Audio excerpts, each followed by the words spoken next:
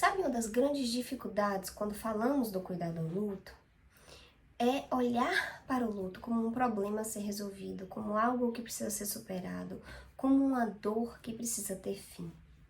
Quando olhamos para essa experiência desta maneira, perdemos a capacidade de explorar os aspectos que o constituem. Se pararmos para entender o que é a vivência do luto, vamos compreender que oferecer essa solução é inviável, é impossível, né? Infelizmente, muitas vezes, inclusive, eu trago isso para as pessoas que eu acompanho. Infelizmente, eu não posso tirar essa dor. Eu não tenho essa capacidade, porque eu não tenho como trazer aquela pessoa, aquela relação, aquele papel, aquele significado de volta. Quando falamos de perda, falamos de algo que é permanente. Se eu perco alguém que eu amo, quando falamos da morte, por exemplo, falamos de algo que é irreversível. Algo que se foi, algo que termina e que não vai voltar. Não temos como reaver essa vida, aquilo que aconteceu, aquela experiência, aquela relação. Mesmo que a gente fale de um término de relacionamento, mesmo que este relacionamento tenha um retorno, ele não vai voltar a ser o que ele era, porque ele passa por essa marca, por esse término, por esse fim. A questão é como reconstruir, porque sim, não conseguiremos voltar ao que era antes. Eu não consigo reconstruir esta vida. E isso muitas vezes é um movimento que a pessoa enlutada faz. Eu tento retomar a vida que eu tinha antes. Eu quero reviver aquilo. Eu quero que a minha rotina seja igual. Eu quero que os meus sorrisos sejam iguais. Eu quero que os meus programas sociais sejam iguais. Eu quero voltar ao trabalho com a mesma produtividade, com a mesma energia, com a mesma intensidade. Então, eu tento voltar ao que eu tinha. E isso muitas vezes gera uma angústia, gera um desgaste, gera um sofrimento a mais. Porque aquela vida, ela modifica. Ela deixa de existir daquele jeito, daquela forma, com aqueles detalhes. Então, sim, falamos da perda como um fim, como algo irreversível quando falamos da morte. É algo que acaba e que não volta. Então, sim, isso envolve lidar com dor, com saudade, com angústia, com sofrimento. E essa é a demanda que muitas vezes nós profissionais recebemos. A pessoa passa por uma perda significativa e ela busca esse cuidado. Olha, essa dor tá muito intensa, tá muito sofrido, não é essa vida que eu quero pra mim. Eu não tô dando conta, eu não sei o que fazer, minha vida perdeu sentido.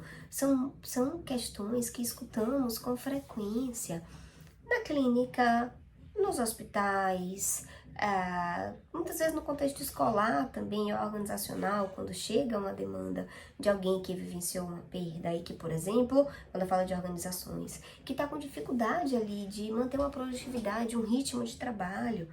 Então, assim, como fazer? Como construir essa nova vida? E muitas vezes, o que é o grande desafio do profissional?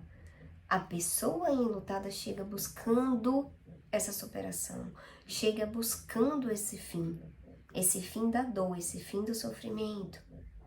Então, assim, eu tô aqui, eu quero te pedir ajuda. E muitas vezes nós profissionais caímos nessa tentação. Para eu exercer um bom trabalho, eu preciso dar um resultado. Se o que ele está buscando é o fim dessa dor, é isso que eu preciso oferecer. E aí que a gente se engana, é essa chave que a gente precisa mudar. E de entender que, por exemplo, precisamos partir aí de uma psicoeducação, de ensinar para o enlutado o que é a vivência desse luto, de falar dessa perda que é permanente, mas do luto que é uma continuidade. A vivência do luto é exatamente um processo de reação a essa perda significativa.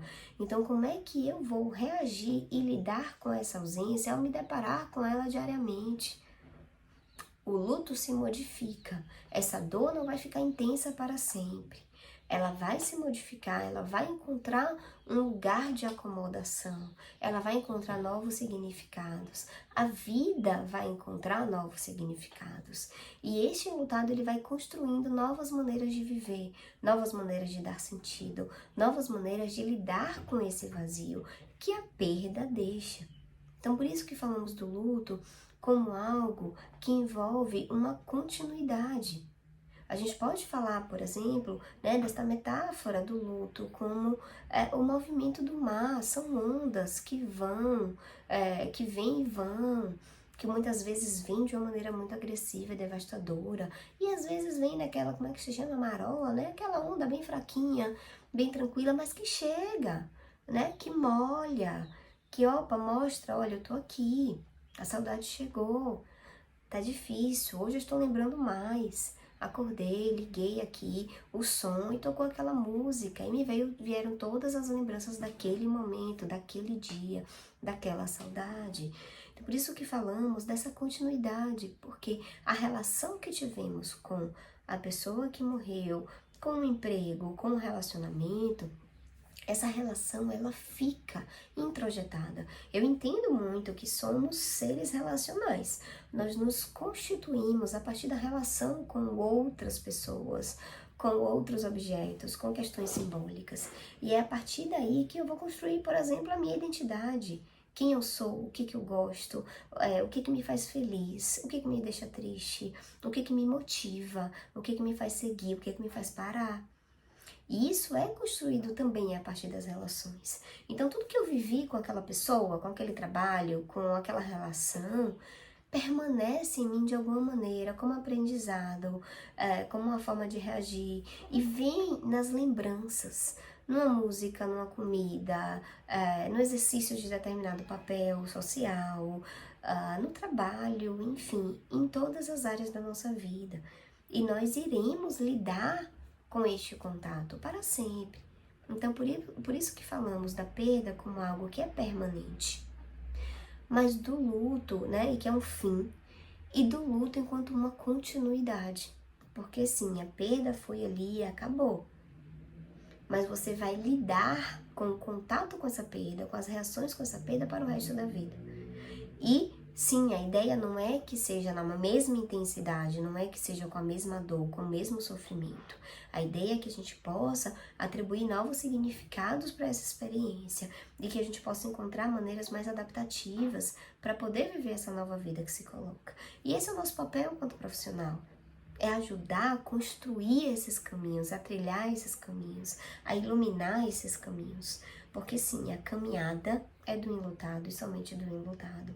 O significado, a essência, a vivência daquele processo é do enlutado. Mas a gente pode ir ali, a gente pode segurar a mão, a gente pode estender a mão diante de uma queda, a gente pode iluminar esse caminho, a gente pode facilitar ali, construir alguma ponte, sabe? Naquele momento em que tem sim um desfiladeiro, tem uma área muito perigosa e a gente vai construir uma ponte para facilitar essa adaptação, para facilitar essa caminhada.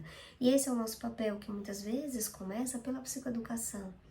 Muitas vezes a primeira coisa que o enlutado precisa é ter aquela emoção validada e entender que tudo bem, que faz parte viver aquilo ali, mas que há caminhos e que há possibilidades de mudança e de ressignificação.